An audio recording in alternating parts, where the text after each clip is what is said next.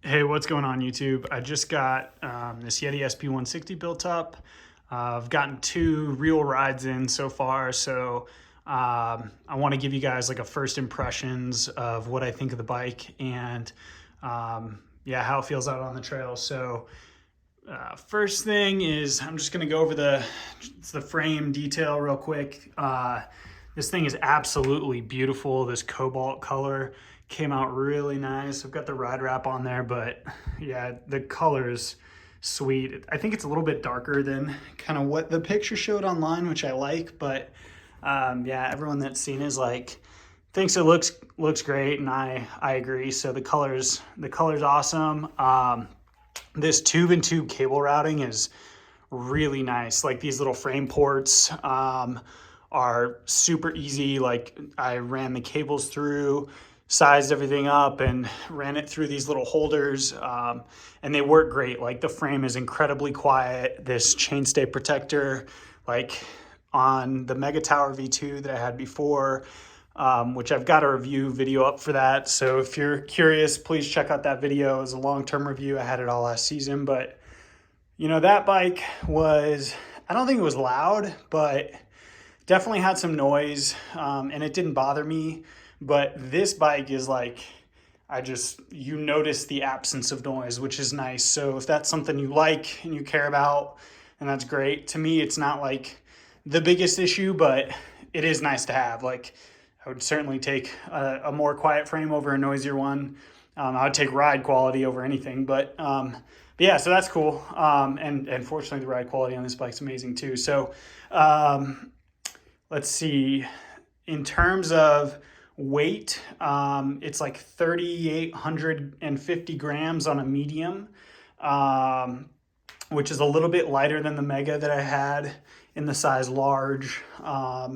So the whole bike, this build is coming out to like 34 pounds roughly, which is pretty good. Like that's perfect for me. I don't mind that weight at all. I don't feel it or notice it pedaling at all. So let me get to the fun part, which is how it pedals, how it climbs, and how it descends. And the shock tune that Yeti gives, like you can just tell they know what they're doing, and it's really nice to be able to plug in a tune online and just like, this is the first bike where I've plugged it in. Actually, the Mega was pretty similar. I think Santa Cruz does a great job of this too, but they're like, the tune is actually dialed. Like there's nothing I would change. I've got the compression and rebound set exactly how they recommend. It actually feels a little slow jumping around, but once you get it on the trail, like it's rebounding perfectly, because it holds speed so good. But yeah, that tune out of the box is nailed. I just put it in the middle of the PSI range they recommend, and it pedals like, I literally was on a fire road. I closed the lockout lever and I opened it up, and like I literally felt no difference. The Megatower was honestly pretty similar. Most bikes I can notice a difference when I open and close the lever, but like I literally could not feel a difference. It's insane. They've got like some black magic going on here, but it feels freaking great. And the thing that actually struck me the most for climbing, aside from the efficiency, is the traction. So not only is it a super firm feeling bike when you're climbing, but there are parts or certain sections. I was riding Floyd Hill over on the Front Range, and there are sections where I have to like pay attention to where I'm weighting the bike on like a steep climb so that the rear tire holds traction. And on this bike, like, I got away with murder. Like I just didn't have to pay attention at all. And you can see my rear tires getting a little roached here. And like on the Mega, like I can tell you for a fact, if you follow the recommended tune for this bike and the Megatower, the Mega does not have as good a traction as this bike has. I don't know what they did. I can't explain it, but the traction off the top on this bike is the best I've ever ridden. Pretty similar to I don't know, actually the Ritmo might have been a little bit firm too. So was the Stumpy Evo. I mean, you can set the shocks up to have better traction, but then a lot of times they trade off some pedal efficiency. I don't know how they did it, but you know, both rides, I'm just like, oh my God, this thing pedals so well and still has crazy good traction. I just, yeah, and you don't even have to touch the lever at all. It's pretty incredible. So yeah, climbing 10 out of 10. I don't know how else to describe it. And then let's see, the descending, the best part. You know, I guess I'm not going to get into the whole size debate, or maybe I'll talk about that in a minute. But the thing I notice between this bike and the Megatower, you know, the Megatower is 29% frame progression. This is 17%. This bike holds speed on like medium to large size rough chunk so well. I think that 17%, it gives more mid-stroke support, and it uses that travel a little bit better or more efficiently. It's more supportive because it kind of linearly uses that travel a little bit more on the repetitive medium-sized hits, and you just carry speed so good. The Megatower, you know, it was the best ascending bike I've ridden before I rode this bike, and I thought that bike carried speed very well too. But I think where the Megatower gets the edge is on big hits, like if you're doing big, you know, gaps or doubles or, you know, drops to flat. I think the Megatower, that progression, it gives you a little bit more support on those big hits.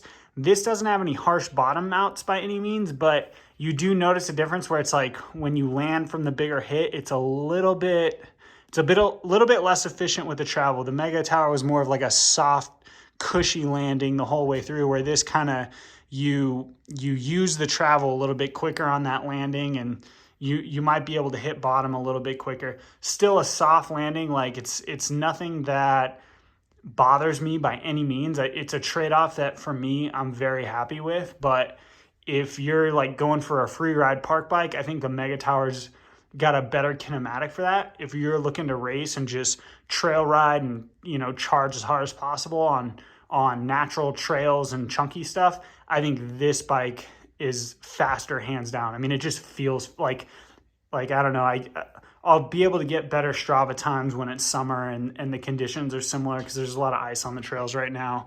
But you know, I feel pretty confident I'm going to be PRing everything on this bike. Like it feels so fast. It's crazy, and it pedals well. So in terms of just like ride impressions, I'm so happy. I'm in the honeymoon phase. This is just initial impressions, so take it with a grain of salt. But you know, I'll try to give you guys a long-term review as well when I get there.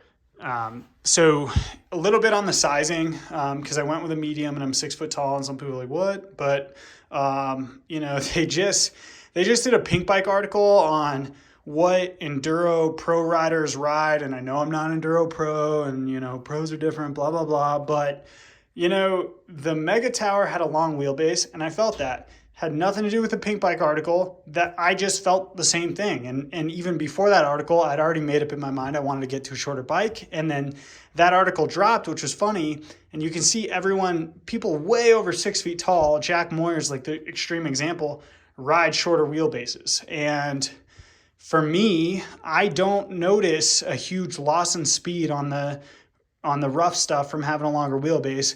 I really feel, you know, the longer wheelbase and tight corners, and so far this feels really good to me, and I'm super happy with the size choice. So, you know, 6 foot, 465 reach. I've got an average arm span.